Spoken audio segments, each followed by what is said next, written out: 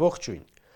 Եվրագագաթնաժողովը ավարտվեց, եվրահյուրերը գնացին, մնացինք մենք մեր խնդիրների հետ։ Այդ խնդիրներից առաջնայինը իհարկե անվտանգային է, որը այդ հավաքը ավելի խորացրեց, թեպետ հակառակի հույսն էին տվել ժողովրդին։ Մարտամեկը 3 շնորհավորում էր ժողովրդին Հայաստանի աշխարհագրական դիրքը իբր փոխելու համար։ Հայաստանը ոչ մի տեղ չի տեղափոխվել անշուշտ, նույն դիրքով մնացել է, բայց պատերազմին ավելի մոտ։ Եվրոպական քաղաքական համայնքի 8-րդ գագաթնաժողովին թեև ֆիզիկական ներկայություն չունեցավ Ադրբեջանի նախագահը, չնայած հրավերին, բայց տեսակապով կոշտ ելույթ ունեցավ կրկին ապացուցելով, որ Հայաստանը ապահովագրված չէ պատերազմից, որը խիստ հնարավոր է։ Դա խաղաղության գնացող երկրի ղեկավարի ելույթ չէր բոլորովին։ Ալիևը արցախցիներին անվանեց սեպարատիստներ, Արցախի ղեկավարությանը ռազմական հանցագործներ։ Փաշինյանի միակ քարոզչական թեզը խաղաղությունն է, թե բաց իրենից ով էլ ընտրվի պատերազմ կլինի։ Իհարկե սա ժողովրդին ուղղված շանտաժ է, բայց համարձակվենք հարցնել. իսկ ինչ կլինի Հայաստանի հետ, եթե ընտրվի ինքը։ Երաշխավորված պատերազմներ ու երաշխավորված պարտություններ բերող Նիկոլ Փաշինյանը։ Ալիևը համ սպառնում է, համ փշի անում։ Թույլ է տալիս իր տարածքով բենզին, պարարտանյութ, այլ բաներ բերեն, ոգևորում է, որ մի հրաշքով ընտրվի իրեն երաշխավորված հաղթանակ բերող Նիկոլը, որովհետև դրանից հետո նա ունենալու է 5 տարի հաղթանակ ու զիջումներ կորզելու համար։ Եթե ընտրվի Նիկոլը, ոստիկանությամբ, քննչականով, դատախազով, բանով, ամեն ինչով, ներառյալ եղունգներով ու ատամներով կփորձի պահել աթոռը ու Ալիևը երբ ուզի կհարձակվի, ինչ ուզի կփոկի, բոլոր պահանջները կատարվելու են, կասկած չունենաք։ Ու հաջորդ պատերազմը չի բացառվում Երևանի ու Սևանի համար լինի։ Հազարամյա հայկական Արցախն էր ասում իմն է, ասում է ու զինվում։ Նիկոլի ընտրվելու դեպքում Ալիևը սկսելու է պատերազմ անվտանգային գործընկեր ու երաշխավոր կորցրած երկրի դեմ։ Ալիևի ելույթը այդ մասին էր։ Խաղաղության մասին մոռացեք։ Արտաքին հետախուզության ծառայություն կոչված մարմնի ղեկավար աշխատողը քաղաքական հայտարարություն է անում, թե Հայաստան դաշինք եթե գա իշխանության եւ անի այնինչ խոստանում է, լայնամասշտաբ պատերազմի հավանականությունը կմեծանա։ Կզած խաղաղության թիմի ներկայացուցիչը սա ասում է առանց հիմնավորման անշուշտ։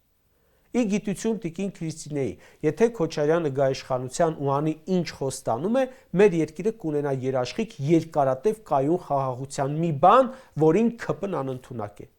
Տիկնոջ հարցնենք, իսկ եթե հանկարծ մնա Նիկոլը, ինքն էլ մնա արտաքին հետախուզության ծառայության պետ։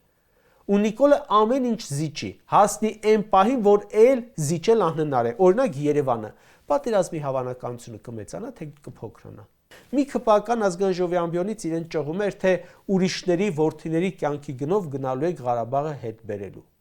ԿՊ-ն 2020 թվականից մինչև այսօր ում երեխեքի կյանքի գնով է հանձնել, կասեք։ ԿՊ-ի գլխից մաս չի պակասել, բայց քանի հազարին են եռաբլուր բերել հանուն հանձնելու։ Հանձնելու մեջ ինչ կար, տալիս էիք վերցնում էին, բայց դուք դա կազմակերպեցիք զոհերով։ Ուրիշների երեխաների կյանքի հաշվին կայացրել եք պատերազմի ու պարտվելու որոշում։ Ու հլը խոսում եք։ Լավ, որ Նիկոլի ընտրվելու պարագայում մեզ հերթական պատերազմներն են սպասում, անկասկած է, բայց դրանց պատրաստ ենք ումից ինչ աջակցություն կարող ենք ակնկալել։ 2020 թվականին կար դաշնակից պետություն, որը մի քանի անգամ առաջարկել է կասեցնել պատերազմը, կանգնեցնել։ Հիմա կա այդ պետությունը մեր կողքին կամ մեկ այլ պետություն։ Հայաստանում կազմակերպված իմ գնահատականով սադրանքի Եվրամիության հավաքի արդյունքով ընդունվել է հռչակագիր 44 կետանոց։ Կարդում համոզում ես, որ մենք լրիվ միայնակ ենք։ Այդ կառույցը Մակրոնների հավաքածու է, որոնցից ամեն մեկը ունի գրեթե Մակրոնի չափ հեղինակություն իր երկրում, այսինքն գրեթե չունի։ Գիտի միայն գրկախառնվել, մեկ-մեկ էլ երգել։ Վատ չի երգում, բայց դե մենակ երգում է։ Ասենք սկսել է պատերազմ, ինչ ակնկալենք Եվրամիությունից, ինչ անվտանգային բարձիկ է տալիս։ Հայաստան Եվրամիություն փաստաթղթի 6-րդ կետում գրել են. վերահաստատում ենք ինքնիշխանության եւ տարածքային ամբողջականության հիմնարար սկզբունքները։ Հայաստանի ինքնիշխան տարածքից 200 քառակուսի կիլոմետր օկուպացված է։ Եվրամիություն անգամ դուրս գալու կոչ չի անում։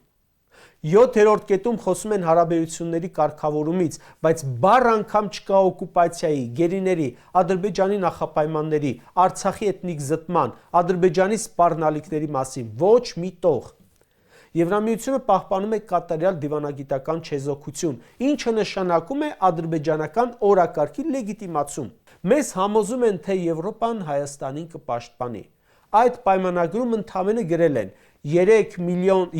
միլիոն եվրոյի ոչ մահաբեր զենք ձեռք բերելու համար աջակցություն։ Մեր իշխանությունը Հայաստանին թշնամացնում է Ռուսաստանի հետ, մերկացնում է Ադրբեջանի ու Թուրքիայի առաջ ու Եվրոպան մեր անվտանգության համար տրամադրում է ընդամենը 30 միլիոն եվրոյի ոչ մահաբեր աջակցություն։ Այսինքն զրահաբաճկոն, հեռադիտակ, միգուցե նաև վրան ու դեղատուփ։ Ու սա այն դեպքում, երբ թշնամին միլիարդների հարձակողական զենք է գնում։ Ալիևը հարձակվելուց առաջ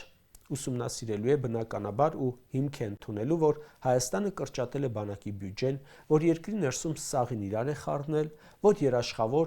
որ գլխավոր դաշնակիցը էլ հետը չէ։ Եվրամիությունը այո, կդատապարտի պատերազմը, կոչ կանի դադարեցնել, բայց այդքանը։ Ալիևը ինքը տեսակապով խիստ քննադատեց եվրոպական ինստիտուտներին, ցույց տվեց, որ անլուրջ է վերաբերում նրանց։ Նա էլ է հասկանում, որ Եվրոպան Հայաստանին աջակցող չէ։ Պրահայում էր Եվրամիությունը ու ինչ արեց։ Օգնեցին Նիկոլին հանձնել Արցախը։ Ու այս անվտանգային խարխուլ իրավիճակում անգամ Հայաստանի իշխանությունը գագաթնաժողովում փայլատակեց հակառուսականությամբ։ Հայաստան-Եվրամիություն համատեղ հռչակագրի 35-րդ կետով Հայաստանը լիովին միանում է Ուկրաինայի հարցով Եվրամիության դիրքորոշմանը եւ հանձնառությունը վերցնում կանխել եւ խափանել Ռուսաստանի Դաշնության դեմ պատժամիջոցների շրջանցումը։ Սա ուղիղ հարված է հայ-ռուսական առևտրատնտեսական հարաբերություններին, որոնք Հայաստանի Հանրապետության տնտեսության իդեպ շարժիչ ուժն են։ Եթե Ռուսաստանը պատասխան քայլեր ձեռնարկի, մեր տնտեսությունը մեկ ամսից ավել չի դիմանալու, փլուզվելու է։ Եվրոպան Հայաստան եկել ոչ թե Հայաստանի սիրուց դրդված, այլ հակառուսական ելույթների քայլի ու որոշումների բագաժով։ Մեր իշխանությունն էլ նախընտրական PR-ի համար պետությունը դրեց հարվածի տակ։ Նիկոլ Փաշինյանի ընտրությունը, ժողովուրդ ջան, պատերազմի ուղիղ ազդանշան է։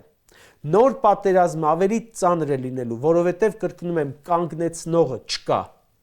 Մնալու է ճգնաժամի մեջ գտնվող Եվրամիությունը, որը ինքն իրեն անգամ չի կարող պաշտպանել, գրկելուց, ժպտալուց, երգելուց կենացներից բացի այլ ընդունակություն չունի։ Մակրոնը ստացավ շքանշան ու գնաց իր ապահով մայրաքաղաքը։ Մյուսները հեռացան իրենց ապահով մայրաքաղաքները թեկուզ առանց մեդալի, իսկ մենք այստեղ ենք մնացել մեր անվտանգային խնդիրների, Ադրբեջանի ու Թուրքիայի սպառնալիքի դեմ մենակ։ Թե բա Ֆրանսիայի հետ ռազմավարական համագործակցության փաստաթուղթ ենք ստորագրել։ 1916 թվականին էլ Կիլիկիայի անվտանգության երաշխավորն էր Ֆրանսիան ու տեսակ ինչ ողբերգական ավարտ ունեցավ։ Կարճ ասած, արձանագրում ենք, որ այս թվարկածս ամեն ինչի համար Հայաստանի թշնամիները պետք է երախտապարտ լինեն Նիկոլ Փաշինյանին, նրա արձանը կանգնեցնեն Ադրբեջանում։ Այս իշխանությունը, բացի այն, որ բերել է պատերազմներ ու պարտվել է այդ պատերազմներում, Հայաստանը դարձել է աշխարհաքաղաքական որբ։ Այն, ինչ ՔՊ-ն անվանում է խաղաղություն, իրականում նոր պատերազմի նախապատրաստական դադար է։ Ընտրել Նիկոլին նշանակում է ընտրել անխուսափելի, առանց դիմադրության եւ երաշխավորված պարտությամբ պատերազմ։ Մերժել Նիկոլին նշանակում է պետությունը փրկել պատերազմից։